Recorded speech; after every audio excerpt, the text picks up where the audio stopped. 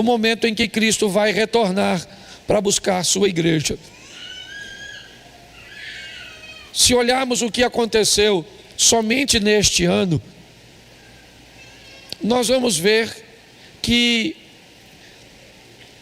pelo menos acende uma luz de alerta na nossa mente, para fazermos uma manutenção na nossa fé, para estabelecermos para nós um ambiente saudável, para buscarmos uma proximidade com os valores e os princípios de Deus. Eu acho que vale ressaltar a seca que estamos enfrentando na Amazônia, a guerra sem precedentes, pelo menos naquela região, e tantas outras coisas que nós estamos vendo acontecer em intervalos tão pequeninos. Eu acho que vale preparar a igreja, vale todos os dias fazermos a nossa oração, dando um indício ao mundo espiritual que estamos preparados para o retorno de Cristo. Mas pautado nisso, eu quero fazer uma reflexão com vocês de um texto muito conhecido. É a história do filho pródigo. Eu acho que ela tem muito a ver com esse momento. Coloca para mim na tela, por favor, Evangelho de Lucas, capítulo de número 15. Eu vou ser breve, até porque minha voz já foi.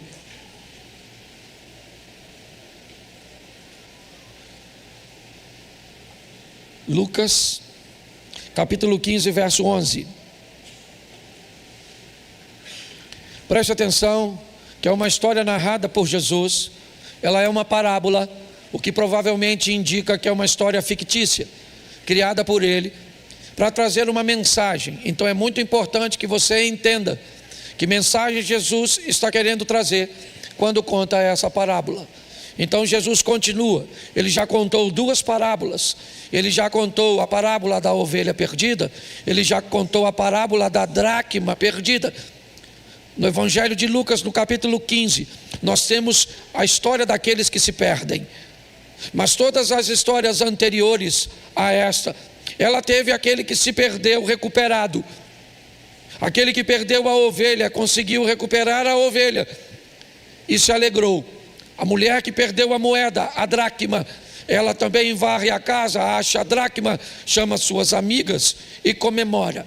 Me parece que o que Jesus está querendo dizer é que não há necessidade que ninguém se perca, pelo menos para sempre. A ovelha esteve perdida durante um tempo, e ela sabia que estava perdida, porque a ovelha tem senso de direção. Ovelha se acostuma com a voz do pastor. Ovelha, ela compartilha a presença com o rebanho. Quando ela nota que não há ninguém, não há pastor, não há outra ovelha, não há proteção, ela se sente só. É a primeira história.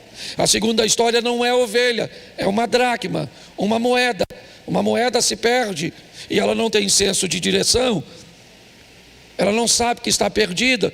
Me parece que a história está falando de que pessoas se sentirão perdidas e outras não.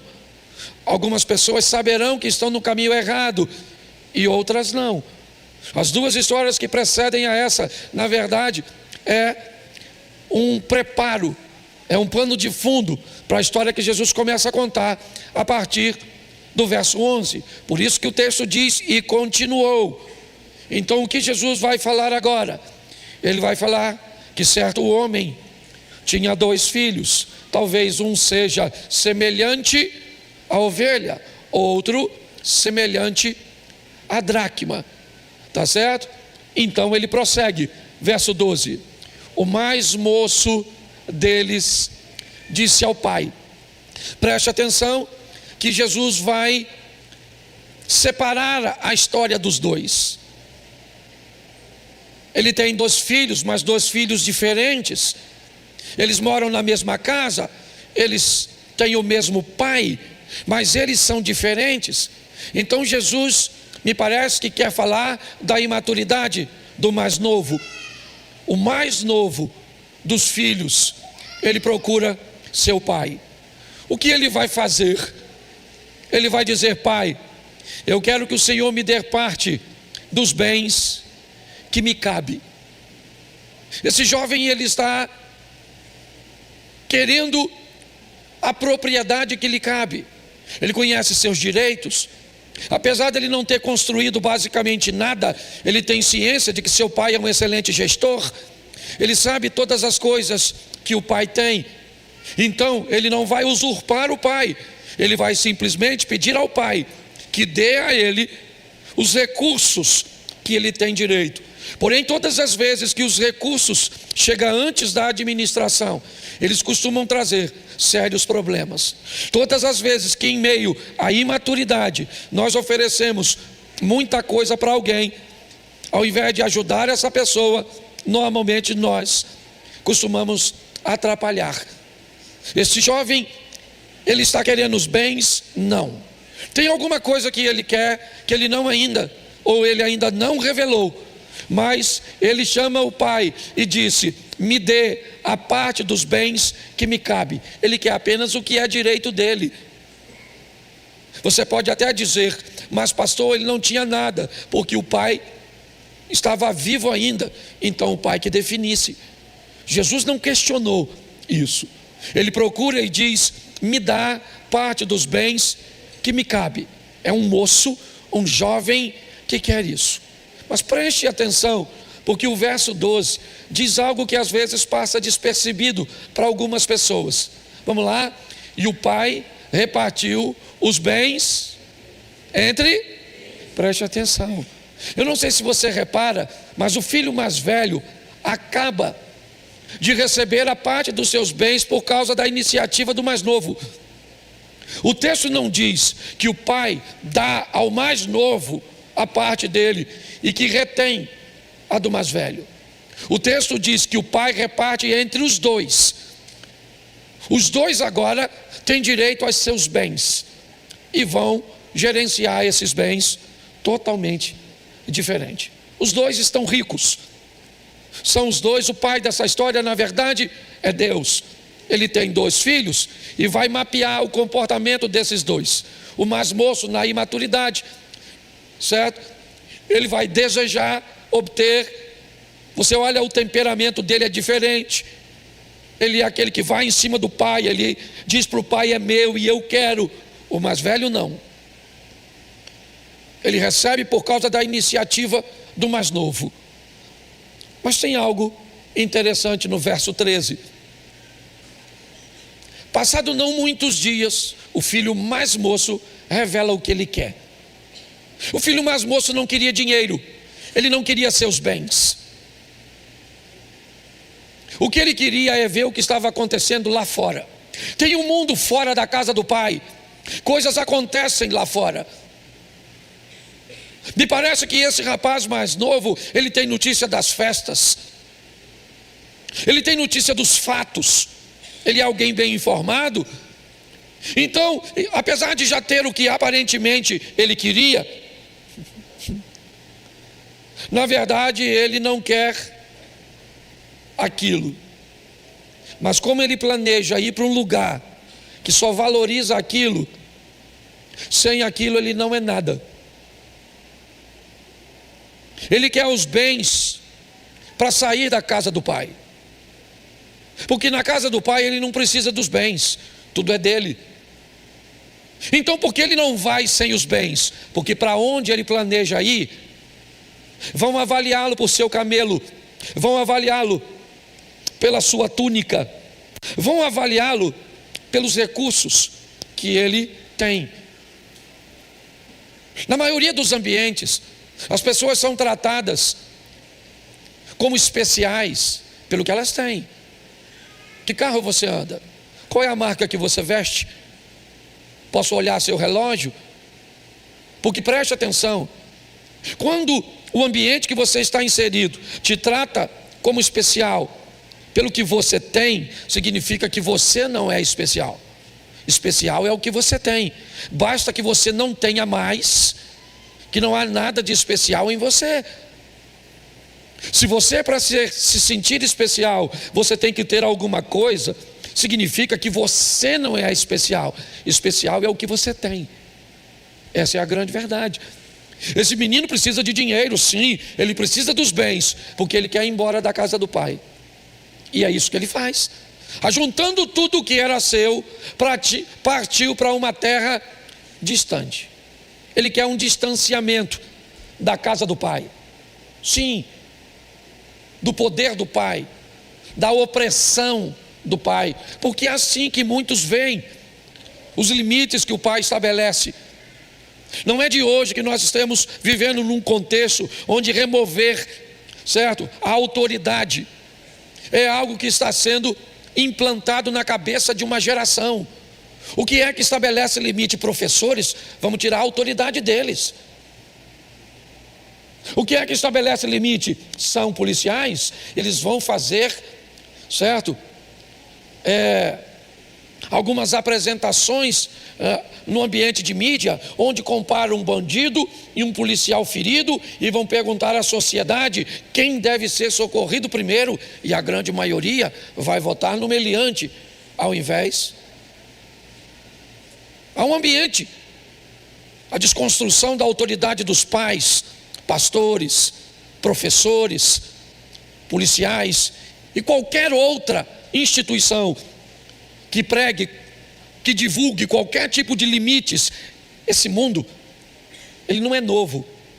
É para ele que aquele rapaz quer ir. Uma terra distante, longe dos valores do pai, longe do amor ao próximo, perto do sexo com o próximo. Se esse próximo é seu cônjuge ou não, não é a questão. Se ele é maior de idade ou não, não é a questão. Aliás, se ele tem seu sangue ou não, é ir para bem distante. O distanciamento aqui, gente, ali Jesus diz uma terra distante, mas na verdade são valores distantes. É um distanciamento daquilo que Deus criou como ordem, como ética, como moral. Me parece que a grosso modo, certo, de uma forma muito simples, o que é ética? Ética é saber que o adultério é errado. O que é moral? É não adulterar. Ética é saber que está errado. Moral é não cometer o erro. É assim que funciona. Para este mundo, esse rapaz está indo. Ele quer se divertir, ele é mais colorido. Esse mundo é muito agradável, ele é muito atraente, ok? E é para lá que ele vai. Ajuntando tudo que era seu, partiu para uma terra distante. E lá desperdiçou todos os seus bens, vivendo de forma desenfreada, dissoluta, sem nenhuma preocupação. Por quê? Porque esse era o modelo da casa do pai. A casa do pai não é um ambiente de preocupação. A casa do pai é um ambiente de obediência. Na casa do pai, quem obedece está guardado, está respaldado pela obediência. É isso. Não existe segredo para viver aqui. Não. Para viver aqui precisamos obedecer os princípios. Há princípios aqui que fará com que você aprenda a gerenciar coisas materiais. Há princípios aqui que vai te ensinar a gerenciar coisas emocionais. Há princípios aqui que vai te ajudar a gerenciar questões espirituais. A casa do pai é um ambiente de ordem, onde você não tem muita preocupação, você está protegido. Os anjos do Senhor acampam-se ao redor daqueles que o temem e os livra. O que nós precisamos é obedecer. Obedecer o quê? O próximo. O que a Bíblia diz sobre mulheres na igreja? Diz que qualquer mulher que não seja meu cônjuge, deve ser vista como minha mãe ou como minha irmã. São princípios simples, que às vezes, se negligenciarmos, teremos sérios problemas. É para este mundo que esse rapaz vai, um mundo distante. E nesse mundo distante, ele começa a desperdiçar todos os seus bens, talvez sem sentir. Ele não perde apenas coisas, ele vai perdendo pessoas. É isso. Vivendo de forma desenfreada, ele toca a vida. Verso de número 14. Depois de ter consumido tudo, depois de ter perdido tudo, sobreveio àquele país uma grande fome e ele começou a passar necessidade. Bom, agora já dá para notar que ele não tem mais as belas companhias, os tapinhas nas costas. Agora não, agora as pessoas vão embora. Já aconteceu isso contigo? De ver pessoas atravessarem a rua para não encontrar com você? Quando o momento desafiador chega? Porque é assim que funciona. Quando a necessidade aparece, cadê as pessoas que andavam com ele quando ele tinha? Esses são os valores do mundo lá fora. Aprenda uma coisa nessa vida: mais de 90% das pessoas que vão cruzar seu caminho ao longo de sua vida não gostam de você, gostam do que pode ter de você. A grande verdade é essa. Eu falo isso por onde eu passo. Sabe o que vai sobrar daqui a uns anos? Minha esposa, meus filhos, netos, se eu conseguir cultivá-los. Aliás, se eu vir aqui e falar alguma coisa que você não gosta, no próximo culto você pode não estar mais aqui e estar frequentando em outra igreja. Porque eu tenho descoberto uma coisa: a maioria das pessoas, elas não gostam do que você fala, elas só se identificam com aquilo que você está falando. É uma identificação. É como se eu também falaria isso. Então, se você falaria isso, você continua perto de mim, porque eu disse exatamente o que você gostou. Mas se eu começo a criar um problema para você, automaticamente muitos, ao invés de mudar de postura, vão mudar de ambiente. Nesse ambiente não tem vitória. O texto diz, ele começa a passar necessidade, e ele está, dá uma olhadinha, porque Jesus vai piorar a situação do jovem. Verso 15: então ele foi pedir trabalho a um dos cidadãos daquela terra, e este mandou para os seus campos, a fim de cuidar de... É uma humilhação o que Jesus está fazendo. Jesus está contando uma história para judeus. Eles não criam porcos, eles não comem porcos. Aliás, eles não se relacionam com quem faz isso. O que Jesus está dizendo é que o filho mais novo tomou decisões tão ruins, que o que sobrou para ele foi um indivíduo que deu para ele o emprego mais humilhante, a condição mais degradante. Por quê? Porque o filho está perdido. Ele está perdido.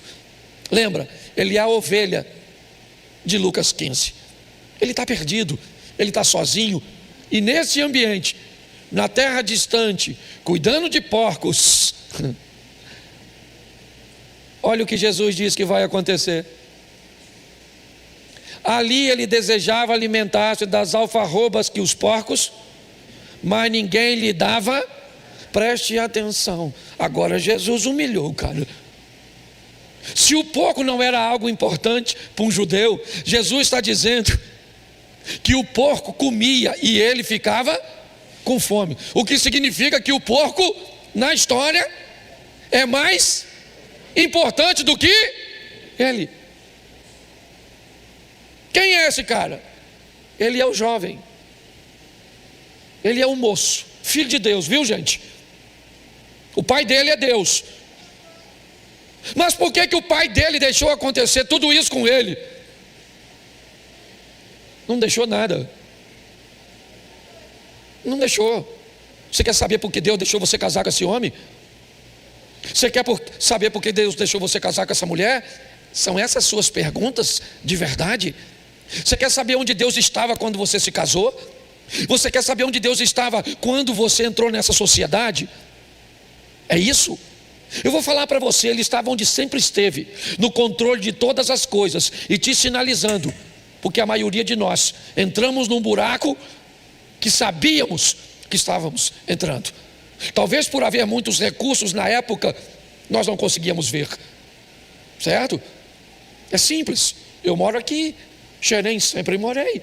Esse rio que passa na vila ali, nós tomávamos banho lá perto da represa. Tínhamos uns 4 ou 5 meninos, e nós tínhamos algumas máximas muito importantes para tomar banho de rio. Primeiro, se o poço era novo, nenhum dos meninos mergulhava assim que chegava. Havia sempre um reconhecimento, principalmente se a água tivesse turva. Não interessa se o poço era novo ou não, todas as vezes posterior a uma tempestade, nenhum dos meninos mergulhava também. Sempre aprendemos que todas as vezes que chovia muito, o volume da água escondia pedras que sempre estiveram lá, mas que naquele momento não eram vistas. Pastor, o que o senhor está querendo dizer? O que o senhor está querendo dizer? Eu estou querendo dizer que dependendo do que esteja na sua mente, dependendo do seu nível de desejo naquele momento, de emoção naquele momento, ele pode encobrir coisas que sempre estiveram ali, mas você não teve o cuidado, ao invés de mergulhar, de entrar na água com um pouco mais de cuidado, buscar, mesmo que não estivesse vendo, buscar uma maneira de tatear para ver se não havia um obstáculo, uma pedra que se você mergulhasse de cabeça, poderia quebrar seu pescoço. Mergulhe de cabeça na igreja, sem conhecer pessoas, e já já você está desviado. Mergulhe de cabeça em amizades, e confie em pessoas sem observar, e já já você não quer mais amigos. Faça sem ter o cuidado para você ver. Muitas pessoas casam errado porque o que é paixão é desejo. O que é isso? Isso é o volume. Todas as vezes que os recursos são muitos, ele sobrepõe os defeitos, as crises. É mais ou menos assim. É nesse ambiente que ele perde tudo. Ele é filho de Deus, ele já esteve na casa, nos valores, nos princípios, mas agora ele está no fundo do poço. Mas no fundo do poço, verso 17, então, caindo em si. Psicólogos dizem, e profissionais da área emocional, dizem que a maior queda que um ser humano pode ter é em si mesmo. Por quê? Porque a percepção precede a mudança. Você nunca vai mudar se você não perceber que precisa de mudança. E quando você percebe que precisa de mudança, você vai encarar duas fases. Primeiro, a fase da desculpa. Quando você sente que precisa mudar, você olhou para si mesmo e descobriu, certo? Que tem algumas coisas em você que precisa mudar. Então, você pode criar uma desculpa para não mudar. O que era uma desculpa? Presta atenção. Quando eu vou descobrir, eu estou tirando de cima. É mais ou menos assim. Quando eu me desculpo, é como se eu estivesse buscando alguma coisa para cobrir algo que eu não quero ver. Às vezes sou até capaz de ver. Às vezes você está dirigindo e alguém entra no seu retrovisor, num ponto cego. O que é um ponto cego? É um ponto no seu retrovisor, cujo qual, mesmo que você esteja olhando, ele não é capaz de alcançar. Hoje muita gente tem coisas visíveis e que são colocadas propositalmente num ambiente invisível porque não querem ver. Quando você percebe, ou você se desculpa ou assume responsabilidades. É assim: quebrou, quebrei. Quem colocou? Não interessa. Por que quebrou? Eu passei e esbarrei. Mas você é culpado? Não, eu sou responsável. Quem quebrou fui eu. É tão difícil fazer isso para algumas pessoas que elas são capazes às vezes de quebrar e de botar direitinho e sair fora, porque não querem assumir responsabilidade. É isso aí. Está lá, ó, caindo em si. Olhou para si mesmo e disse: fiz besteira. Olhou para si mesmo e o pai está onde? Onde sempre esteve. A casa do pai está legal, o pai está feliz, o pai está em ordem, está tudo direitinho na casa do pai. Eu preciso que você entenda isso. Quando você sai da ordem da casa do pai, do caminho do pai, ele continua em ordem. Você que se desvia. Ele agora cai em si e começa a olhar para si mesmo. E ele diz: quantos trabalhadores de meu pai têm pão com fartura? Eu aqui estou morrendo de fome. Ele percebeu que fez alguma coisa errada. é uma excelente oportunidade para Satanás trazer agora uma depressão. Agora um sentimento de culpa tão grande que, como Judas, vai tirar a vida. Como Saul. Pare e pense. Nesse ambiente agora, ele começa a olhar para a casa do pai e ele diz: quantos trabalhadores na casa do meu pai tem pão com fartura, e eu aqui, lá na casa do meu pai, certo? Está tudo em ordem, mas eu aqui estou morrendo de... Verso 18: vou me arrumar, voltar para o meu e lhe dizer o quê? Pai, pequei contra e diante do... Verso 19: já não sou digno de ser chamado teu, trate-me como um dos teus trabalhadores. E caiu em si, resolveu reposicionar. A história está garantida. Ovelha resgatada, dracma resgatada, o filho também vai ser resgatado, sim ou não? Ele simplesmente se perdeu. Foi um ambiente temporário, uma falta de lucidez. Então ele agora vai para o pai dizer que ele cometeu erros. E quando ele vai para o pai, verso 20: e arrumando-se, foi para o seu, e vinha ainda, ele estava distante, mas o texto sugere que tinha alguém que estava olhando para o distante, aguardando alguém vir. Quem era esse? O pai. O pai está distante, esperando, meu filho vai voltar. Mas se ele voltar sem grana, não tem problema para mim. Se ele voltar ferido, não tem problema. Se ela voltar grávida, não tem problema para mim.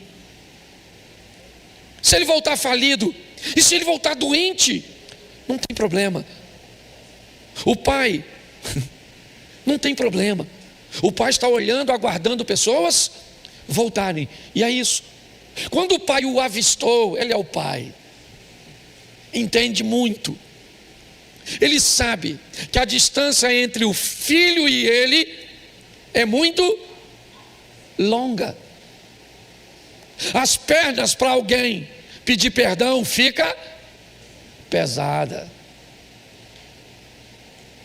Para aquele que vai pedir perdão, por isso o texto diz que quando o avistou, se compadeceu dele. Sabe que quem está vindo não é fácil para quem está vindo. Então o pai fez o que o filho não conseguia fazer. Correndo, o pai, quando seu pai o avistou, compadecido dele, correndo. O pai é que vai na direção do filho. Ele vê que está difícil do filho vir, então ele vai até o filho, abraça o filho, beija o filho e começa a mandar uma mensagem para o filho: não interessa o que você fez, você é meu filho. Mas preste atenção. Quem foi que foi buscar a ovelha perdida? O pastor. Quem foi que foi procurar a dracma perdida? A mulher. Quem foi que foi procurar o filho perdido?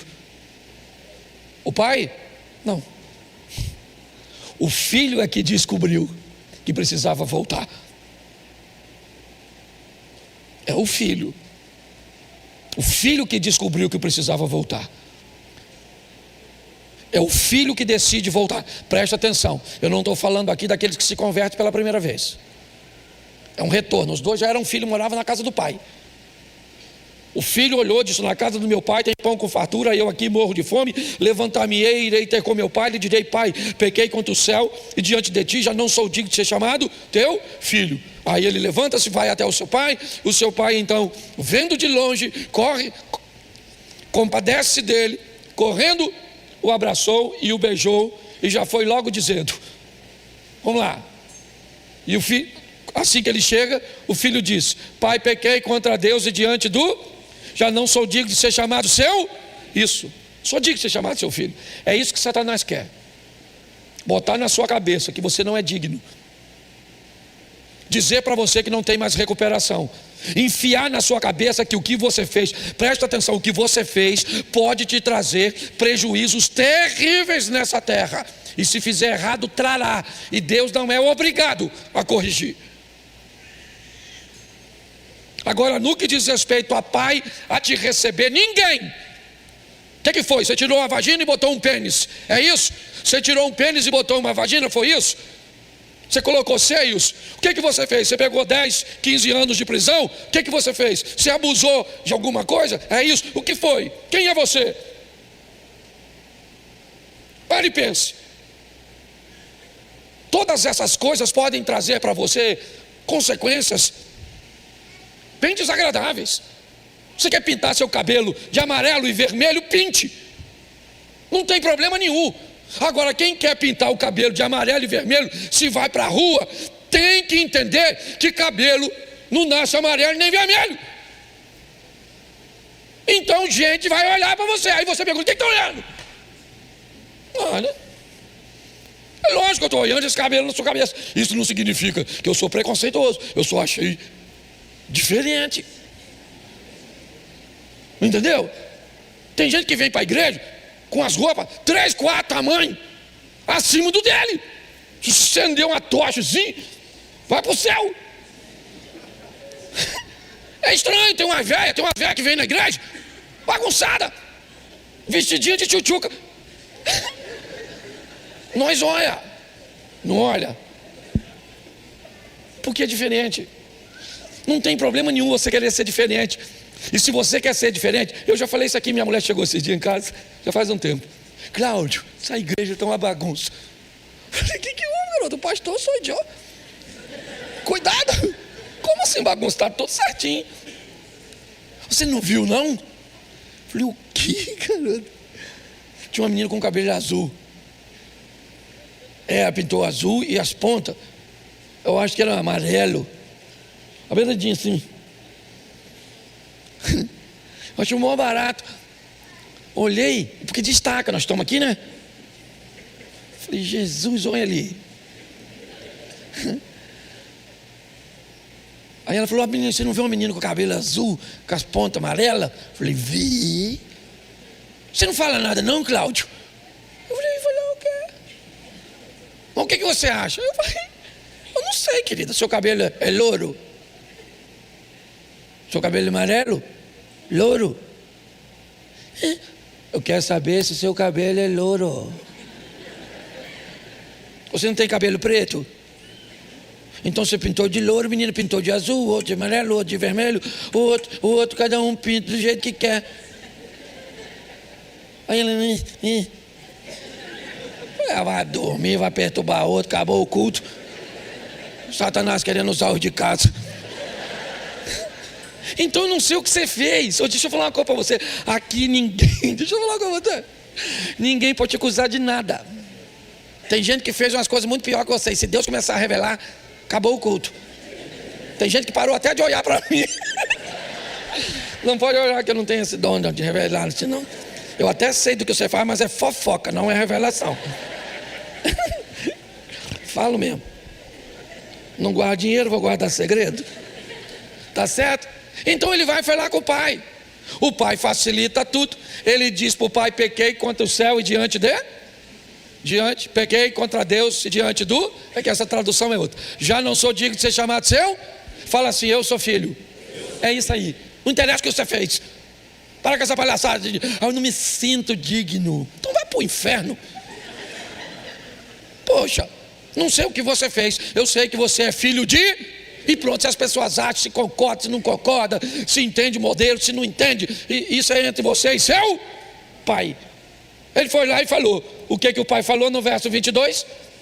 O pai, porém, disse os servos: tragam depressa melhor e vistam nele. Põe um anel no dele e sandália nos. Olha o verso 23. Tragam e matem o bezerro gordo.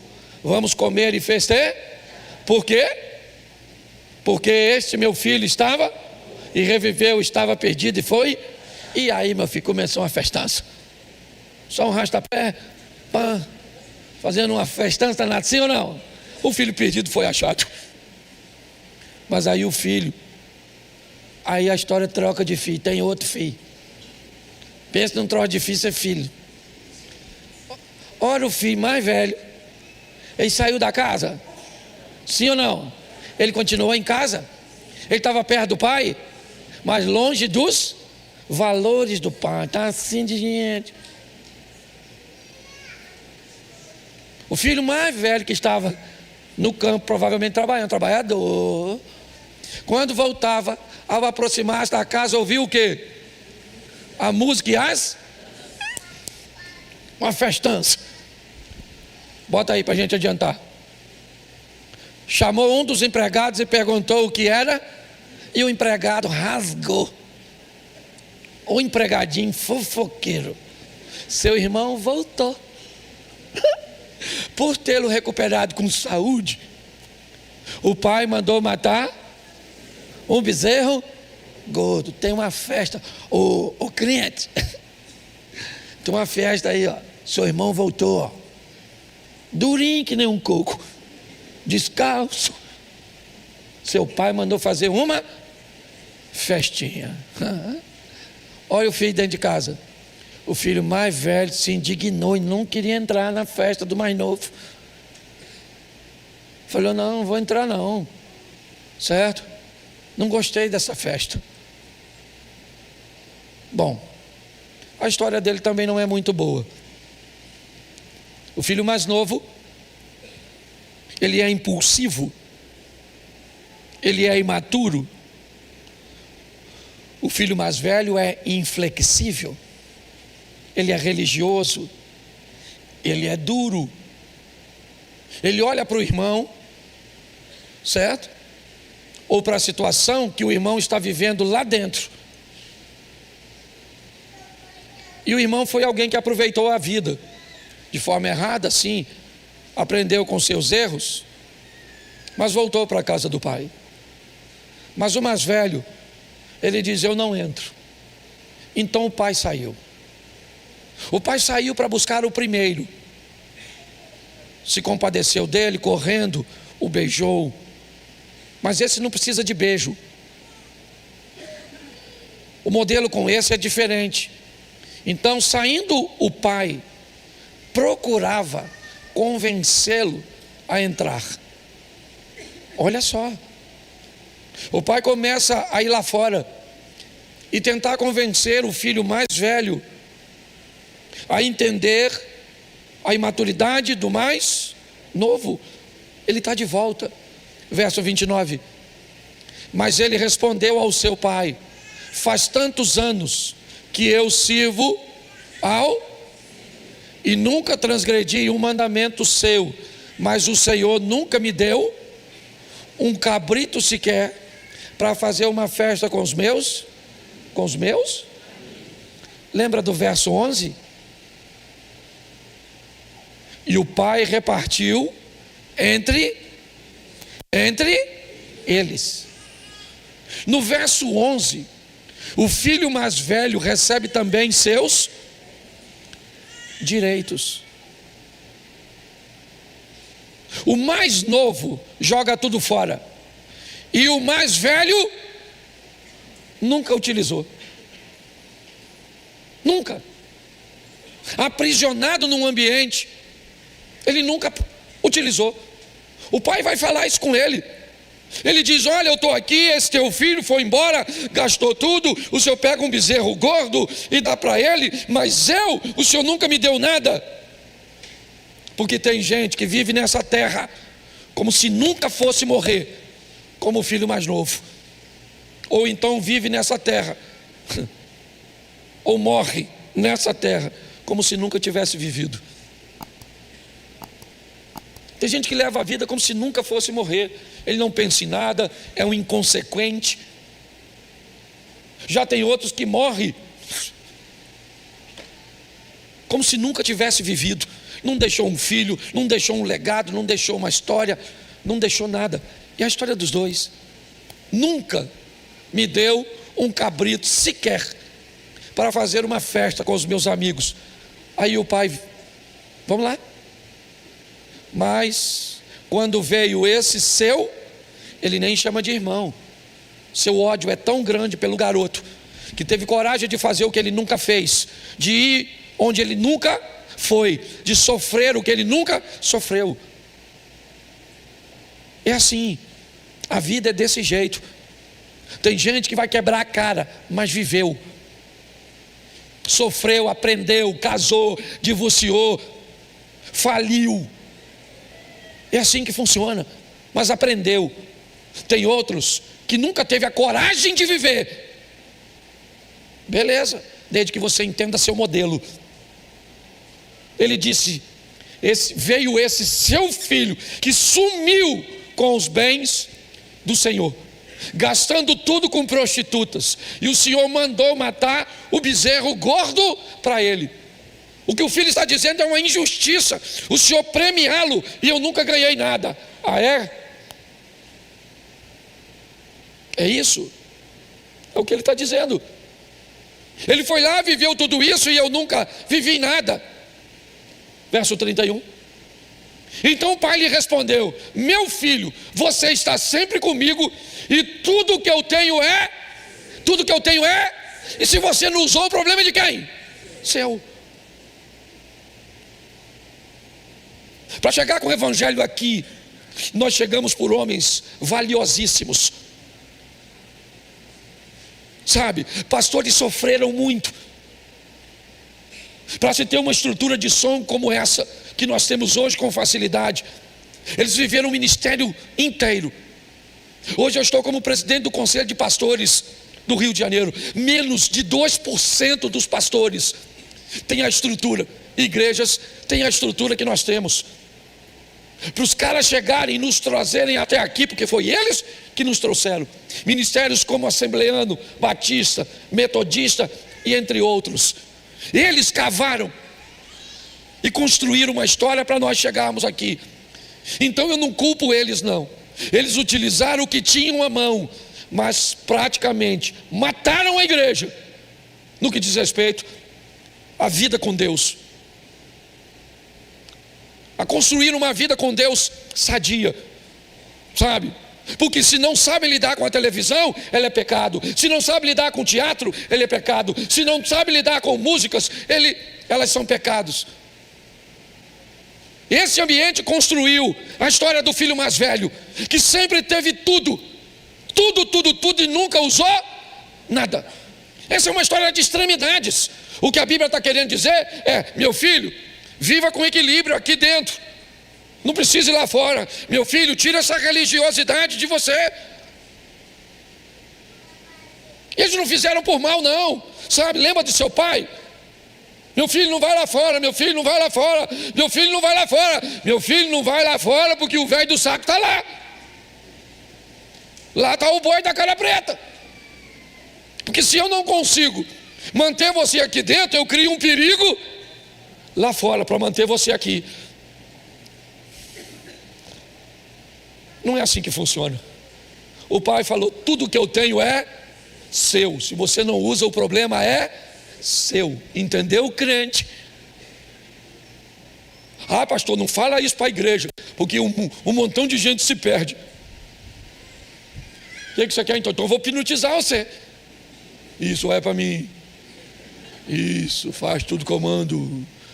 Isso, vai viajar, me pergunta se pode.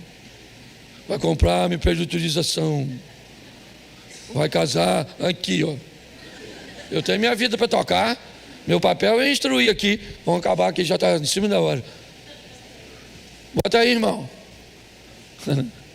Mas era preciso festejar aí, porque este teu irmão estava perdido e foi.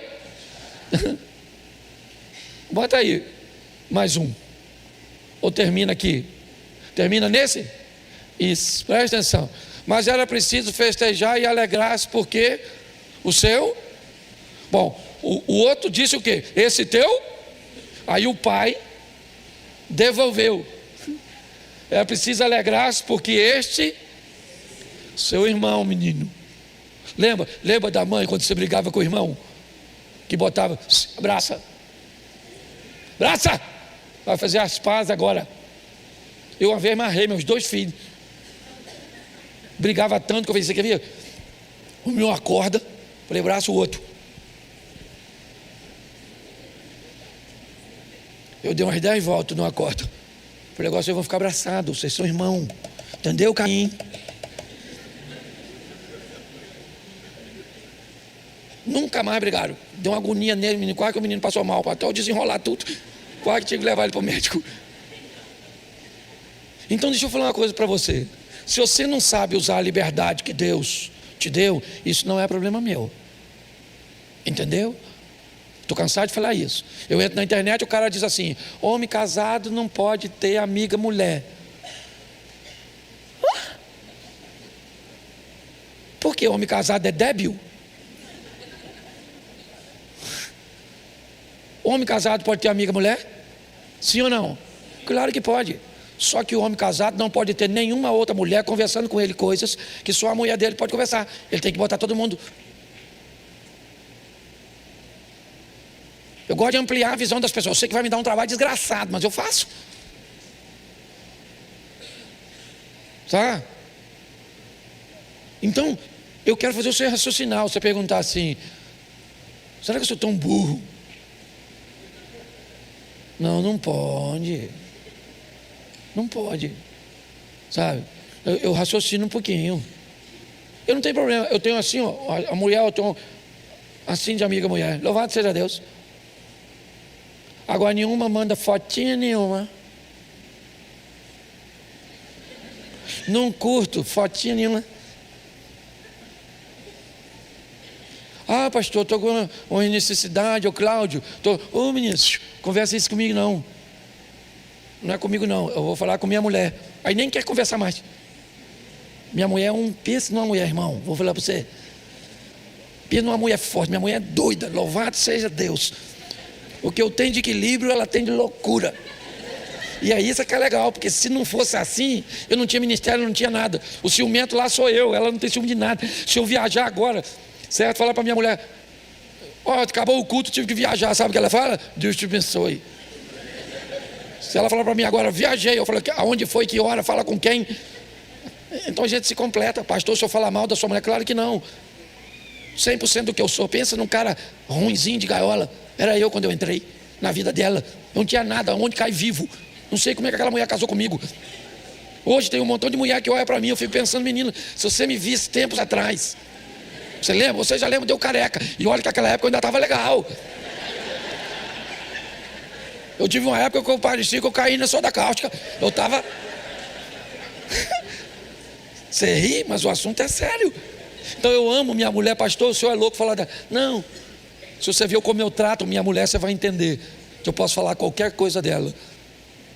Como eu trato minha mulher. Certo? Então deixa eu falar uma coisa para você, ô crente. Aprenda a ser crente. Eu não vou ficar lá: ai, cadê ele? Nossa. É porque o cara vai tomar um vinho, sabe o que ele faz? Ele vai tomar uma taça de vinho com a mulher dele, numa cantina italiana. Tá? Eu estou lá? Não. É pecado ele tomar uma taça de vinho? Fala para mim se é agora, que agora eu comecei a falar, eu termino. Eu já estou acabando, tá? Claro que não! Mas o miserável...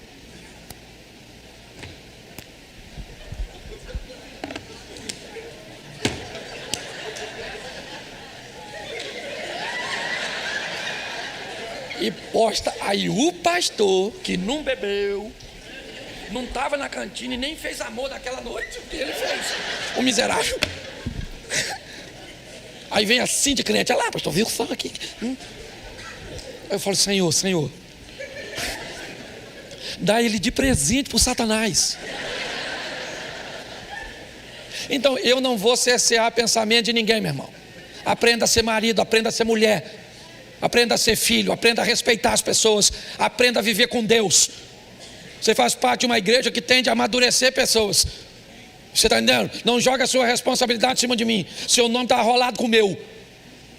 Todas as vezes que você faz uma sem vergonha, aí vem: você diz: pastor, nossa, ali e eu conheço todo mundo, que eu sou nascido e criado aqui. Pastor, aquela a irmãzinha lá da igreja saiu, montou numa moto assim, pastor. Foi lá para o escuro. O que você acha que eu fui fazer? Eu falei: foi orar. Nossa, uma irmã de oração. Então não me culpe pelo comportamento dos outros. Aqui a gente prega a verdade. Não bota medo em ninguém não. O que eu posso te avisar é uma coisa: com esse comportamento, quem fizer, ó, não vai para lá. Aí é fogo, enxofre. Pastor, tem isso? Eu falo, a Bíblia diz que tem, não fui lá para ver, mas fica à vontade. Então fica de pé. Eu sei que está visitando, tá bom, perdão. Então hoje eu não tomei meu remédio.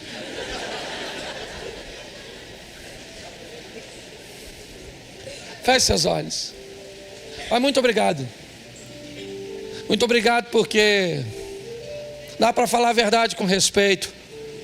Dá para falar a verdade com amor. Salva será a sua saída. Ele a nós virá como chuva, como chuva serôdia que rega a terra. Feche seus olhos. Senhor nosso Deus e Pai, em nome de Jesus, eis aqui a tua palavra. Continua falando conosco. Ó Pai, usa-me como um canal de bênção nesta hora, em nome de Jesus. Você pode dizer amém? Amém. Bom, com certeza,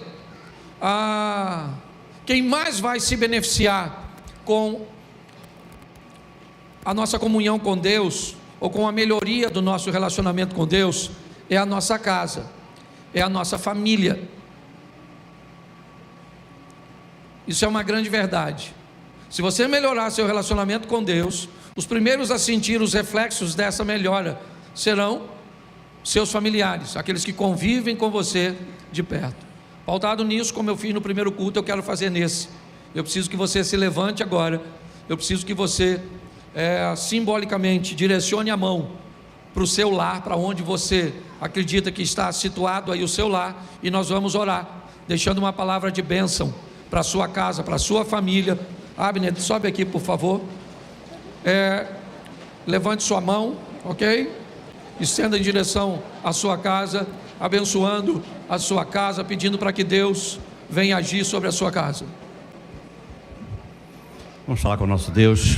Não há prova maior de fé do que a nossa oração. Vamos falar com Ele crendo que Ele está ouvindo e que Ele vai responder a nossa oração. Senhor Deus, Pai querido, te damos graças, te louvamos, te bendizemos, reconhecemos o Teu amor, reconhecemos a Tua comunhão, reconhecemos o Teu favor, reconhecemos que o Senhor o tempo todo está contemplando as nossas vidas e ansioso por nos abençoar a cada dia mais. Por isso a nossa oração é, Pai, que a nossa vida seja levada ao Teu altar, que a nossa sinceridade seja vista por Ti, e que a partir daí a nossa oração possa chegar aos céus, e que dos céus o Senhor desça com resposta a cada uma das orações que estão sendo feitas aqui. Que todo o lar no qual a Tua presença não seja sentida, não seja real, não seja verdadeira, em qualquer lar que falte qualquer coisa para que a Tua presença seja notória, que possa ser quebrado agora, jogado por terra, em nome de Jesus. E que os Teus filhos agora na oração de sinceridade estão fazendo a Ti, impondo as mãos em direção às suas casas, possam ver a paz que eles anseiam, a paz que eles querem, a paz que eles esperam reinar na sua casa, sendo uma verdade que possa ser contemplada com olhos naturais, porque eu creio que no coração de cada um daqueles que estão aqui, ela já é verdadeira, ela já é real, mas que os olhos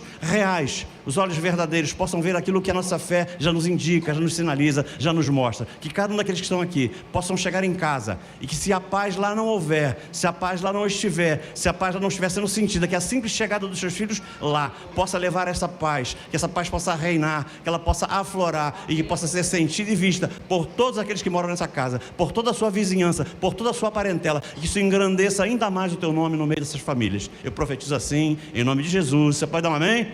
Amém. Amém. Você pode sentar. Bom, como melhorar meu relacionamento com Deus? O texto em que li de Oséias 6:3 nos dá uma direção que pode não apenas melhorar o nosso relacionamento com Deus, mas todo o nosso relacionamento, com o que quer que seja. O texto começa dizendo: conheçamos e prossigamos em conhecer o Senhor. A melhor maneira que podemos fazer para melhorar nosso relacionamento com Deus é saber quem Ele é saber o que Ele gosta, é saber como Ele age. Isso precisa ser contínuo, não dá para fazer isso de forma absoluta, né? Por quê? Porque nós não temos condições de conhecer a Deus, aliás, não temos condições de conhecer as pessoas por inteiro, imagine Deus. Então o texto diz que à medida que eu conheço e prossigo em conhecer Ele, eu vou descobrindo coisas novas. E preste atenção, porque é muito importante no nosso relacionamento para com Deus. Porque é um relacionamento que, quando eu me relaciono com minha esposa, por exemplo, eu tenho 32 anos de casado com minha mulher. E hoje, vivendo com ela, eu descobri que ela morava perto de alguém, que ela conhecia alguém que eu sequer imaginava que ela conhecia. Nós estávamos num almoço de família, e eu citei um rapaz que cozinha muito bem, um chefe, certo? E lembrei de uma vez que ele veio cozinhar para nós, e aí eu citei o nome dele na mesa. Falei, pô, nós tínhamos que chamar esse chefe para vir fazer aquela comida. E aí meu filho falou, olha, a filha dele é minha amiga. E aí quando a minha esposa perguntou, quem é? Quando meu filho disse quem era, ela disse, não, eu sei, ele morava no mesmo bairro que eu. E eu nem sabia, 32 anos. E hoje eu descobri que minha esposa, ou seja, 38 anos depois, eu ainda continuo. Eu falei, quantos anos? Não, 32. 32 anos depois, eu ainda continuo descobrindo coisas novas a respeito da minha esposa. Então a Bíblia diz que à medida que eu for conhecendo e prosseguindo em conhecer, com minha mulher ou com pessoas é diferente, porque é o relacionamento com dois imperfeitos. E no relacionamento de dois imperfeitos, tem ambientes em que ela precisa mudar, certo? E tem ambientes que eu preciso mudar. Mas quando é um relacionamento entre você e Deus, somente uma parte precisa de mudança, e essa parte somos nós. Que isso fique claro. Então, se eu quero melhorar meu relacionamento com Deus, eu preciso entender que Ele é perfeito, e que se tiver alguma coisa errada, se Ele estiver condenando alguma coisa, se Ele estiver estabelecendo algum limite, criando alguma oposição, inevitavelmente o errado dessa história sou eu, e não é Ele. Mas quanto mais eu o conheço, e prossigo em conhecê-lo, mais eu posso evitar as coisas que o ferem, as coisas que ele não gosta, e fazendo isso, eu consigo me aproximar dele.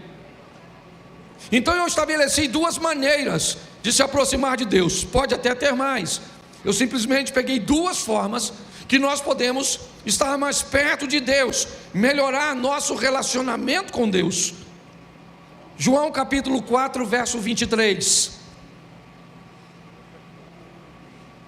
João 4, 23. Mas a hora vem, e agora é, em que os verdadeiros adoradores adorarão o Pai em espírito e em verdade, porque o Pai procura a tais que assim o... Bom, esse texto está falando de um grupo de pessoas. E que grupo de pessoas é esse? O grupo de pessoas que Deus está procurando. Deus está procurando pessoas, pessoas estão procurando Deus. Muitas delas acabam se desencontrando com isso, porque elas procuram alguém cujo qual vai condenar um estilo de vida que ela decidiu viver, quer por opção ou por imposição de circunstâncias, mas quando elas tentam caminhar juntas, elas não conseguem caminhar. Porque Deus não vai mudar porque é perfeito, e a pessoa não quer mudar porque acha difícil, porque encontra barreiras. Esse texto, Jesus está conversando com a improvável mulher samaritana, com alguém cujo qual a maioria das pessoas nem acreditaria que Jesus a abordaria, ainda mais para conversar sobre os assuntos que conversou. Mas aqui Jesus diz uma coisa: tem um grupo de pessoas que Deus está procurando, e se eu me tornar parte deste grupo, eu posso ser alguém que Deus está procurando. Meu relacionamento vai ser basicamente o mesmo se eu procurar a Deus.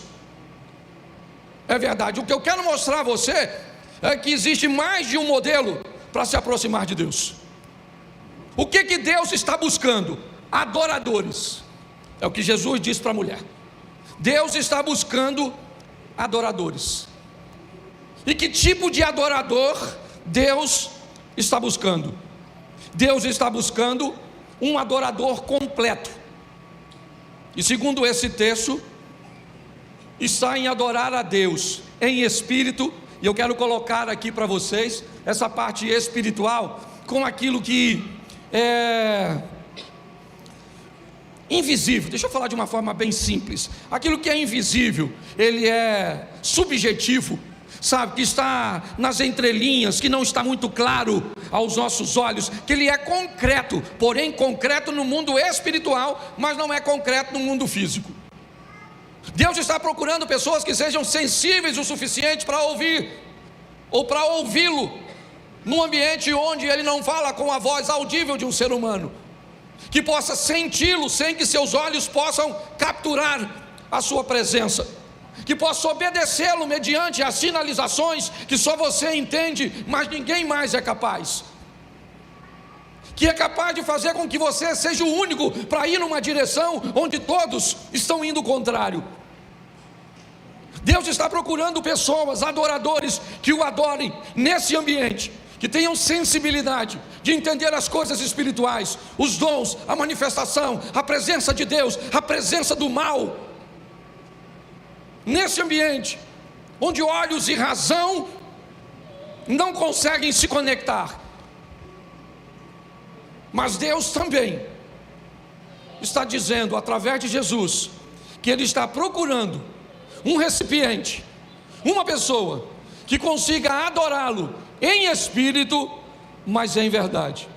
E eu coloquei a verdade aqui, com os recursos visíveis, palpáveis e concretos no mundo físico, com seus recursos de tempo, de dinheiro, com tudo aquilo que as pessoas podem ver, sabe, aquilo que a Bíblia chama de fé visível, porque a fé, ela é invisível, mas a Bíblia diz que a parte visível da fé se chama obras, porque isso é um adorador de verdade. Ele tem a fé, a sensibilidade do mundo, invisível, subjetivo, mas ele tem a ação do mundo visível. Jesus está explicando àquela mulher samaritana que uma pessoa que consegue viver nessas duas esferas se torna um adorador verdadeiro. Às vezes você encontra pessoas muito boas em adorar em espírito, mas com muita dificuldade de adorar em verdade. Às vezes você encontra pessoas com muita facilidade de adorar em verdade, mas com nenhuma facilidade, ou com muita dificuldade de adorar em espírito. Então, Jesus está dizendo que se alguém conseguir vencer as adversidades, as barreiras, para se tornar um adorador, que adora o Pai em espírito e em verdade, esse alguém se torna uma pessoa que Deus está buscando. Beleza, se Deus está buscando, pode ter certeza que Ele vai te achar, amém? Isso. Mas pastor, como é que eu consigo isso? Eu quero te dar outro texto, que também é exigência para quem deseja ou entrar no ambiente de busca, ou entrar no ambiente de uma vida, de um estilo de vida de quem Deus está buscando.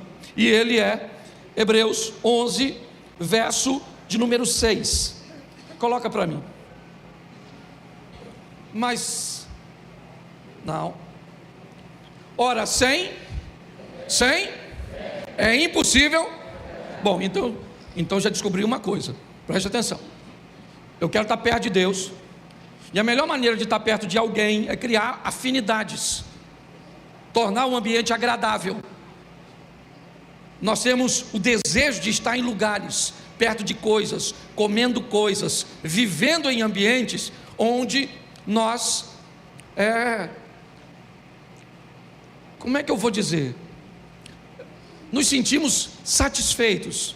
Por exemplo, às vezes as pessoas perguntam: pastor, qual é a melhor maneira de ter um filho e trazer a nora ou o genro para a sua casa?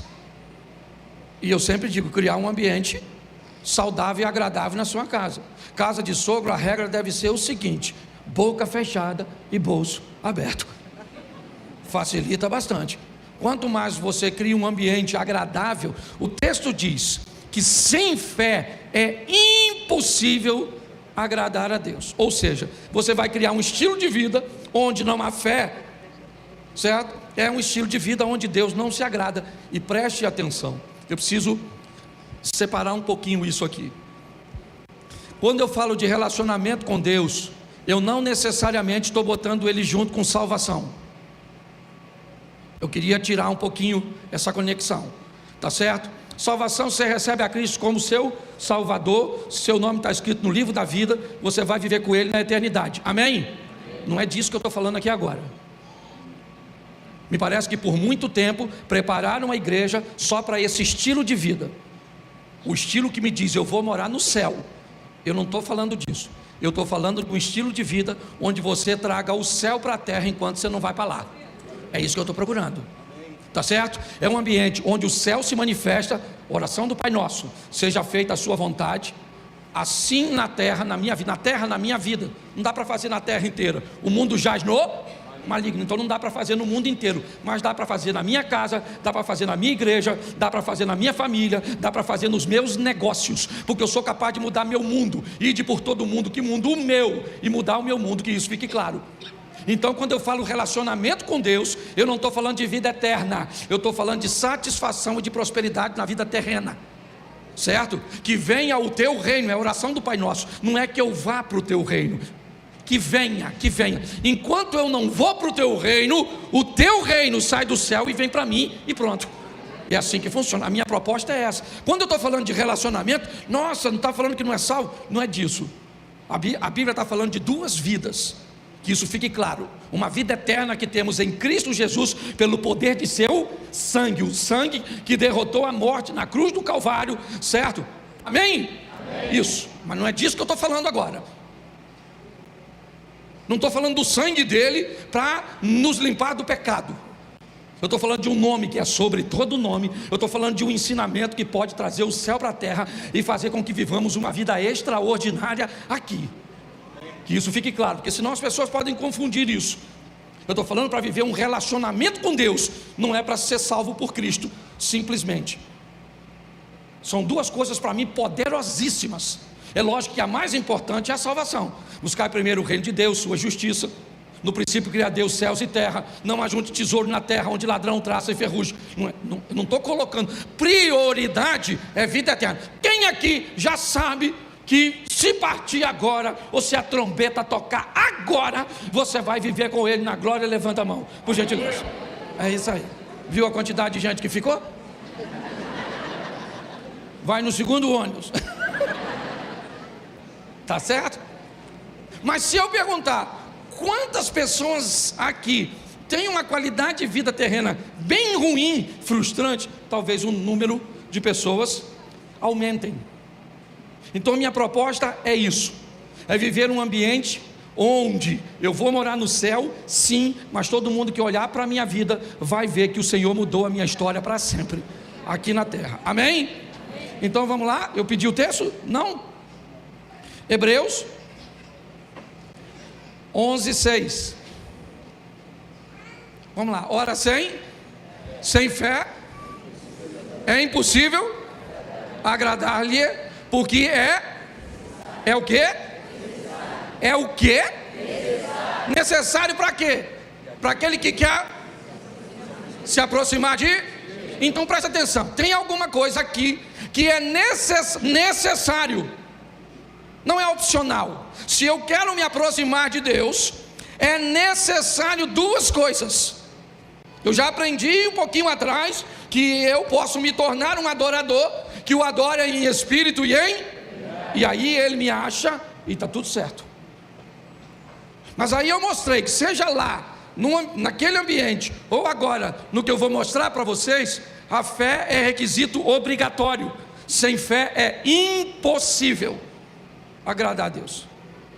Mas é necessário que todos aqueles que vão buscar a Deus se submetam a duas coisas. Primeiro, creia que Ele, e depois que Ele é galardoador dos que... Preste atenção, duas coisas são importantes agora, se eu quero me aproximar de Deus. Primeiro, eu vou precisar crer. Note que eu só estou reafirmando lá de cima a fé. Eu vou ter que crer que Ele o quê? Existe. Isso parece lógico, mas não é. Isso não é lógico, principalmente para os adoradores altamente habilidosos, as adorar em verdade. Talvez isso seja um pouco mais fácil para os adoradores. Por isso que quando você encontra um espírita que se converte, para ele é muito mais fácil, porque o diabo é muito mais escrachado. O poder do mal, muitas vezes, a oposição, deixa eu tratar que senão fica agressivo. A oposição, ela é muito mais escrachada. Deus é muito mais recluso, é muito mais, eu não vou falar tímido não, sabe, hein? Comedido. Você pode ver, num ambiente, dependendo do ambiente que for, que um espírito, dependendo de onde esse espírito seja, falar para tu, ir lá no alto daquela pedra, fazer um sacrifício, e tu não for, você pode ter certeza que o negócio fica ruim para tu. Mas Deus te dá a opção, se você não quiser ir, certo? Você pode sofrer consequências, mas dos seus próprios erros.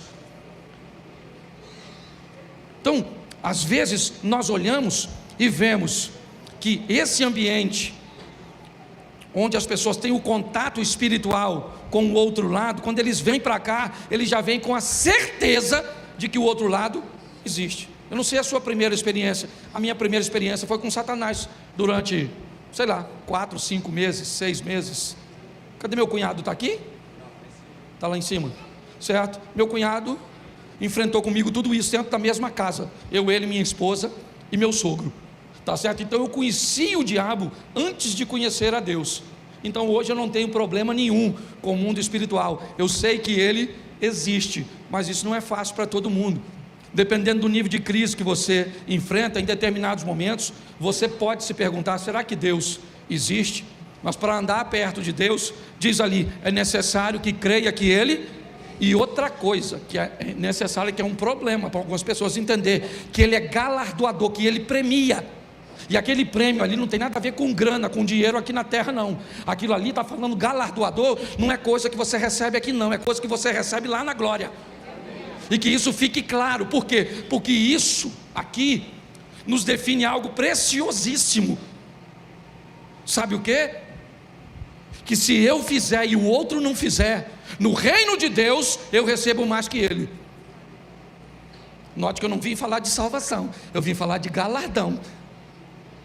O que eu estou querendo te mostrar é que Deus quer nos impulsionar a fazermos, a trabalharmos, a nos dedicarmos. E fique tranquilo que não é para salvar você mesmo, porque para salvar você mesmo, você não precisa fazer isso. A fé é algo que você não merece, ou a salvação é algo que você não merece. Mas a Bíblia diz: se eu perder a vida por amor dos outros, se eu trabalhar para Deus, para levar outras pessoas para o céu, se eu criar uma maneira onde eu melhoro a qualidade de vida de outras pessoas, eu serei premiado por isso. Você já parou para pensar nisso? Ou se você é daquele, não sei como é que eu vou falar, eu posso falar que eu estou na igreja, que eu sou pastor, se o nego não gostar, depois a gente conversa no gabinete. Você é só daquele que quer ser salvo? Pastor, como é que o senhor fala isso? Só ser salvo? Ser salvo já é uma bênção, sim ou não? Mas se tiver alguma coisa além da salvação, um galardão, se lá tiver assim, um Fusquinha ou uma Ferrari, pensa lá no céu, tu quer andar de quê? Ninguém fala, porque eu sei que é romper um paradigma. Falar que Deus premia, falar que lá vai ter algo que torna alguém num nível maior do que alguém, mas fica tranquilo, porque lá não tem inveja. Não sei o que tem, mas não tem. Então a Bíblia está dizendo: se eu vou me relacionar com Deus, é necessário que eu creia que Ele existe, e é necessário que eu entenda que Ele recompensa, amém? Ele disse isso para Pedro: será recompensado nessa vida, quando Pedro perguntou, e na outra também. Só que na outra não são coisas materiais. Mas é importante eu entender que se eu vou me relacionar com Deus, Ele está explicando para mim e para você como as coisas funcionam. Vamos lá, eu estou procurando gente. Opa, então o que eu faço? Eu posso parar de procurar Deus e me comportar de uma maneira que Ele está, de viver como alguém que Ele está procurando. Você vai viver com Ele, sim ou não? Isso. Você pode não entender, esse não é meu modelo, eu já vou te mostrar o modelo daqueles que buscam. Eu sou aquele que vou buscar a Deus. Então você vai buscar a Deus, buscar-me-eis e me encontrareis. Aquele que pede, recebe. Aquele que busca, acha. Aquele que a porta, que bater, a porta se abre. E presta atenção, apesar do texto dizer: pedi, pedi, dá-se-vos-á, batei, batei, vos abri. Não tem nada desse negócio de pedir, pedir, nem bater, bater. É só uma vez, bate, abre, certo? Não tem esse negócio de repetição. Que isso fique claro. O que nós precisamos é entender que Deus está buscando se relacionar comigo e com você o tempo inteiro, e Ele está nos oferecendo o caminho para que isso aconteça. Então eu te mostrei o primeiro. Qual é? Torne-se alguém que Deus está buscando. Quem Ele busca, pastor? Alguém que vive como um adorador, que o adora em espírito e em... Então beleza, se relacionou com Ele, está tudo certinho. Mostrei aí que tem que ter fé e tem que crer que Ele existe e que Ele é galardoador. Mas vamos aqui então um outro modelo, porque não é o único. Aliás, esse modelo me parece ser um modelo quase universal, o modelo daqueles que o buscam, daqueles que vão buscar. Mas pastor, como é que o senhor vai mostrar isso? Coloca Jó 8,5, que eu vou mostrar os dois modelos no mesmo ambiente.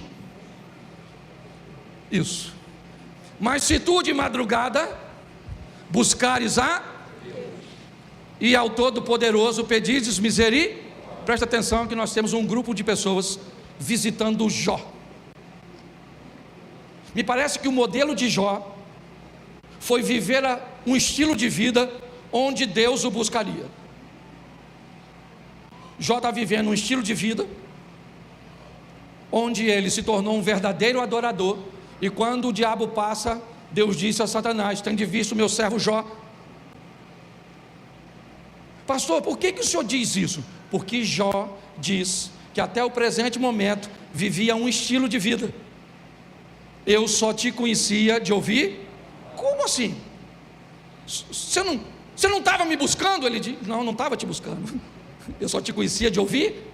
Mas então como é que você tornou referência? Porque eu me tornei um verdadeiro adorador. Eu peguei aquilo que eu sabia que Deus queria que eu fizesse e eu fiz. E quando eu fiz, eu chamei a atenção de Deus e pronto. Mas quando Jó está vivendo na crise, o outro modelo vem ao encontro dele. E agora os homens vêm e dizem: mas Jó, depois você pode ler, o que você fez de errado? Fala alguma coisa, o que houve? Você vacilou. Mas se tu de madrugada buscar esse é o outro modelo, o modelo das madrugadas. Esse é um modelo, não é o único, mas ele funciona. Da oração na madrugada, do jejum. Não estou dizendo que um substitui o outro, não é nada disso. Não estou entrando em confronto, não é isso. Só que eu estou cansado de ver gente tentando encontrar Deus no modelo errado, e aí essa pessoa acaba não conseguindo. O tempo vai passando, vai passando, vai passando, vai passando. Eu olho para pessoas na igreja, vejo pessoas sobrecarregadas, desanimadas, que vêm para a igreja mais doida para Jesus voltar agora. E não é porque amam a volta dele, é porque estão cansados do sofrimento dessa terra. Isso não faz sentido para mim. Eu quero que Jesus volte agora. Por quê? Porque eu não estou nem aí para quem não recebeu Ele ainda. Eu estou querendo acabar com a minha dor. O que é isso? Suicídio em massa? A proposta não é essa. A proposta é um evangelho que entra na sua vida e que muda a sua vida a tal ponto de que as pessoas nesta terra começam a olhar para você e dizer: o que é isso que está acontecendo na vida dele? Quando nós olhamos aqui, o que nós vemos é um outro modelo chegando para Jó e dizendo: cara, tu fez algo de errado, busque a Deus na madrugada, Deus vai ter misericórdia de ti. E o Jó deve estar pensando: cara, eu não fiz nada, eu não fiz nada, eu não estou recebendo essa perseguição porque eu vacilei, porque eu pequei. Não é isso. Só tem um jeito de explicar isso: Deus está querendo me levar para um outro nível de relacionamento com Ele. Porque às vezes o que Deus está fazendo com você não é te punindo de um erro, é criando um ambiente para te forjar, para levar para um outro relacionamento com Ele. Mas pelo amor de Deus, isso tem que ter prazo de validade. Lutas e batalhas. Porque eu estou no deserto. Meu irmão, está lá Ismael, cresceu, se fortaleceu onde? No deserto. Porque se Deus for contigo, o deserto tem que te fazer prosperar. Eu mostrei isso. Eu já mostrei em outra ocasião, mas coloca de novo para mim aqui, ó. Tem que ter cuidado para não passar do horário, faltam 5 minutos. Coloca Deuteronômio 28.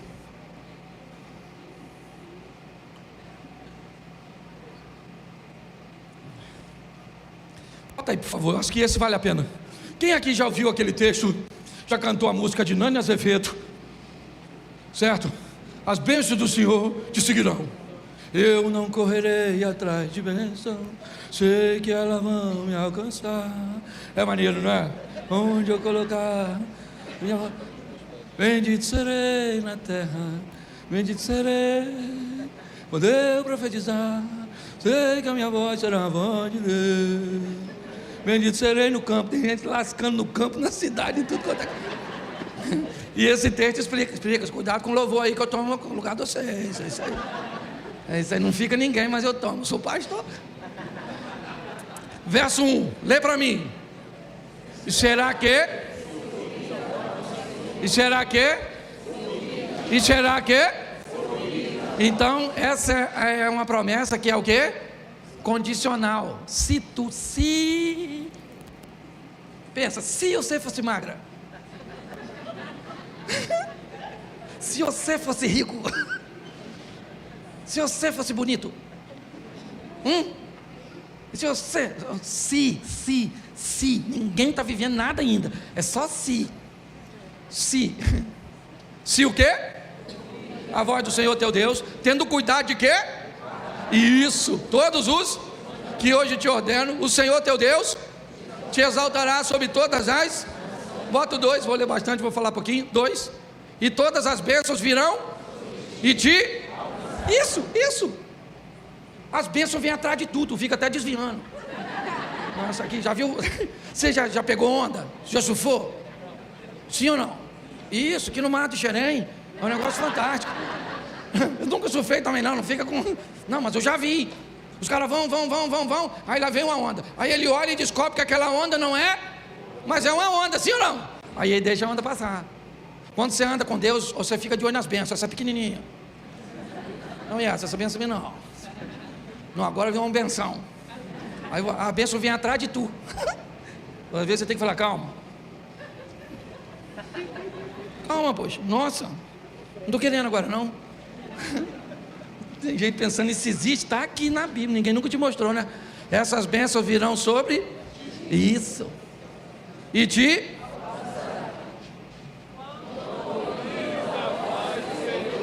isso, pastor, não vivo nada disso, porque a voz que você está ouvindo é a voz do chifrudo, entendeu? Se você ouvir a voz de, aí olha que coisa fantástica, verso 3. Presta atenção, gente. Quando tu faz isso, você é bendito onde? Em qualquer lugar. Você vai para a cidade, as bênçãos estão lá atrás de tu. Você vai para o campo, aí tem gente que diz, se eu mudar para São Paulo, pode ficar em Xerém, no campo. Se eu for para a América, minha vida muda. Sua vida muda quando a obediência ao Rei dos Reis entrar nela. Aí não interessa onde você estiver, Deus vai estar lá para te abençoar. Está aqui, ó. Entendeu? Aí você fica perto dele, bendito será no... Vamos lá, rapidinho. Vocês me dão 10 minutinhos? De vez em quando eu termino mais cedo. Ah, pastor, eu tenho que ir embora porque deixei meu filho na casa da sogra. Vai, meu filho. Vai, porque não brinca com cobra. Vamos embora. Presta atenção, olha que coisa maravilhosa. Verso 4. Bendito teus filhos serão abençoados, o fruto dos teus animais, a criação das tuas vacas, o rebanho das tuas ovelhas. Olha que cara abençoado. Vamos lá para o 5, irmão, para dar rápido. Bendito o teu cesto e a tua. Vamos lá, só benção. Bendito serás. Olha só, estou entrando e saindo, pensa nisso. Meu Deus, põe aí o 7, irmão. Me ajuda aí. O Senhor entregará. Aí tem uns irmãos que gostou agora. Os inimigos, isso. Voltamos para a sogra. Se levantarem contra ti, e está tudo aí, não vou nem ler não. Verso 8. O Senhor mandará que a bênção esteja nos teus celeiros e em tudo que tu puser, e te abençoará na terra em que te der o Senhor teu. Verso 9. O Senhor te confirmará para si como povo, como te tem jurado, né? Quando guardares os mandamentos do Senhor teu Deus e andares nos seus, bora para frente, vida que segue, todos os povos da terra verão que és chamado pelo nome do... Presta, todo mundo que olhar para você e vai dizer: Deus é na vida dele, Deus é na empresa dele, Deus é nos negócios dele, ele vive tudo isso porque Deus é com isso. Olha que beleza. E aí terão temor, ninguém se mete contigo. Nego só quer chutar cachorro morto. Viu que Deus é contigo, ninguém se mete. Ninguém se mete. Está lá a prova do Ezequiel. Tal do Senaqueribe se irmou de invadir. O dia que Deus chegou lá, mandou um anjo só. Quantos anjos? Um só, para não ter fogo amigo. O anjo chegou lá, matou tudo, estilo Matrix. Tal, matou todo mundo. Sabe o que os inimigos vinham visitar Ezequiel? Sabe como é que eles falavam? Ezequiel, gente boa. Falei com o Senaqueribe, não se mete com Ezequiel. O pai dele não valia nada, mas ele é gente boa. Porque quando Deus é contigo, meu filho, ninguém quer se meter contigo. Eu já brinquei de carniça. Quem aqui já brincou de carniça? Qual era a frase da carniça? Quando eu bato... coisa do Satanás, não é verdade? É só começar a apanhar que todo mundo bate, não? Vamos voltar para aqui, porque estamos na palavra de Deus, não é na carniça. Isso, bota 11, irmão. Eis que o Senhor te dará em abundância bem do fruto do teus filhos vão ser ricos aí, olha aí. Quem está afim de uns filhos ricos? Para ajudar nós, louvado seja Deus. Isso, tá, o fruto dos animais também, da terra. Isso, vamos embora, por 12. O Senhor abrirá do seu bom... Não termina nunca. É benção quando entra, benção quando sai, benção no campo, benção não sei o quê, benção nos filhos, benção nos netos, benção em todo mundo. E abre o tesouro para dar chuva. Olha aqui. E emprestarás, porém tu pensa, não é para virar agiota não, hein? Segura a onda, tá certo? É só palavra de bênção. Verso 13. E o Senhor... E aí, gente? Cabeça e não? Você vai estar sempre e não? Isso, mas quando isso acontece?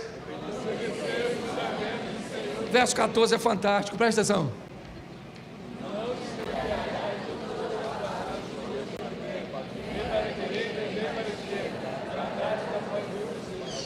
Bom, não é, gente? Sim ou não? Agora presta atenção no 15. Será, porém, que se não deres ouvidos à voz do Senhor teu Deus, para não cuidares em fazer todos os mandamentos, seus estatutos que eu te ordeno, então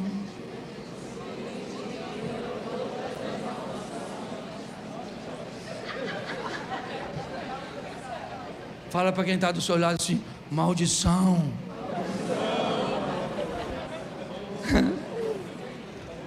Provavelmente nunca deixaram você ler depois do 14. Mas preste atenção no que eu vou te mostrar agora. Aqui começa a maldição. Qual é o versículo? Põe aqui, irmão.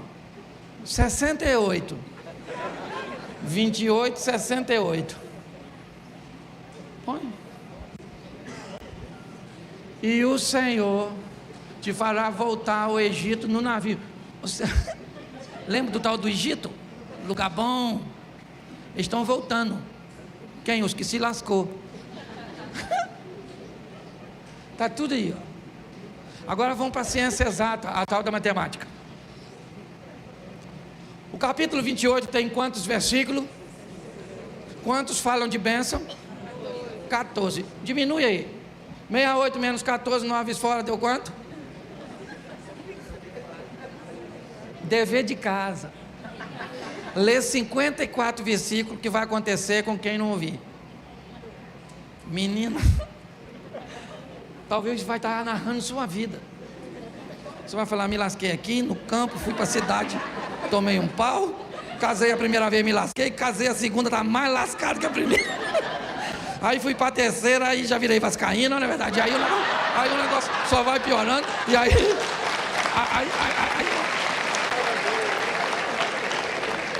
não posso falar mal do Vasco, não, que o Vasco agora está arrebentando. O Vasco agora está arrebentando. O Flamengo está ruim, meu Deus do céu. Vamos orar, gente. Vamos orar para o Flamengo. Vamos orar. Bom, gente, preste atenção. Jeremias 29, 13, deixando a brincadeira para lá. Encerra aí. O pessoal guarda o 28 aí agora e vai ler em casa. Jeremias, rapidinho, 29:13. Buscar-me-eis e quando me buscar de todo o vosso. Esse está no modelo da busca, não tem nada de errado nisso. Me busca de madrugada, mas você vai me achar quando me buscar de todo o vosso. É o modelo da busca. Se esse é o seu, vai para a madrugada, vai para o joelho, vai para a campanha, e vai para a oração, e vai para o jejum, e vai, e busca, porque aquele que busca, aquele que pede, isso, aquele que bate, então é promessa, fica tranquilo. Não é o único modelo, mas joia. Que Deus te abençoe. Amém? Agora preste atenção, Hebreus 12:14. Isso aqui é universal, para aqueles que buscam ou para aqueles que estão sendo procurados. Tá certo? Vamos lá? Hebreus 12:14. Segui a paz com sem a qual ninguém, seja você do grupo A, do grupo B, do Projeto Recomeçar, da Igreja Batista, da Presbiteriana, seja você do que for, ninguém vai ver Deus, ok? Pelo menos ver no contexto de salvação, de ser salvo. Ver vai ver, porque todo olho verá, todo joelho se dobrará, certo? Mas ninguém, se não tiver duas coisas. Qual é a primeira? Dá para ter paz com todo mundo? Então já fomos para o inferno. Nós já lascou aqui, já rápido. Deixa eu falar da santificação, depois eu volto para a paz, que é mais difícil. Então é paz com quem? Com esse que você pensou agora que não quer. É isso aí. E a santificação. Gente, se tem uma coisa que Deus quer para ser íntimo dele, é que fujamos do pecado. Não é perfeição, é aperfeiçoamento. Entrar num processo de limpeza, onde amanhã você é melhor que hoje, depois, pode ser pouquinho, mas vai devagar, vai dividir, vambora. Isso é o processo de santificar, isso, sem o qual, esse ninguém é ninguém de ninguém mesmo, verá a Deus, tá certo? Mas tem um pior, porque eu achei que o pior era só ser santo, mas o ser santo é mais fácil do que ter a tal da paz com todo mundo. E aí eu fui para Romanos 12:18, bota aí. Romanos 12:18. Esse texto me ajudou tanto, gente. Se for possível, em algumas traduções diz: enquanto depender de vós, faz o quê? Tem de paz com, porque é requisito para encontrar com Deus, sim ou não? Mas aí tem um salmo, o 120. Bota o 120 verso 6, que ele me ajudou demais. Apesar de estar no Velho Testamento, a Bíblia não se contradiz. Salmo 120. Fica tranquilo que o 119 é grande aí, estão passando as páginas. Vamos lá? A minha alma, há bastante tempo, habitou com os que... Verso 7. Pacífico, mas falando eu, eles já estão querendo o quê? Ou estão prontos para guerra. Preste atenção. Não dá para ter paz com todo mundo. Não dá. A santificação dá porque depende de você. Paz com outros depende também dos outros. Mas preste atenção, você nunca, independente do que as pessoas te façam, você pode até não conseguir conviver com elas, mas você nunca pode deixar de amá-las a ponto de não orar por elas para que ele seja alcançado pelo Evangelho. Não vai dar para conviver com muitas. Se dependesse de você, às vezes até daria, mas o comportamento da pessoa muitas vezes faz com que você se sinta obrigado a se manter afastado. Às vezes pode ser alguém íntimo seu, que você descobre que não dá para conviver. Mas se eu quero melhorar meu relacionamento com Deus, eu preciso conhecê-lo. Conhecer e prossiga. Cada dia você vai descobrindo. E aí, gente, o que eu te dei é universal. Mas sabe o que é pior? É que além do universal, ainda tem aquilo que Deus permite que outros façam e você não. Vamos lá, Noé era um homem de Deus, sim ou não? Sim. Bebeu um vinho e ficou embriagado, sim ou não? Sim. Pois é. Era permitido para Noé beber? Sim, mas não podia se? Mas era permitido para ele beber? Sim. Beleza. Sansão era um homem de Deus, sim ou não? Sim. Podia tomar vinho? Não. Podia comer uva? Não. Era servo de Deus? Sim. O outro também era. Mas a um era permitido, ao outro não. Porque além daquilo que eu mostrei aqui, tem coisas que Deus vai dizer para você. Você não pode usar, você não pode ir, você não pode fazer, você não pode falar. Mas por quê? Porque isso é o meu relacionamento contigo. E acabou. Você consegue entender isso? Então, para andarmos perto de Deus, nós podemos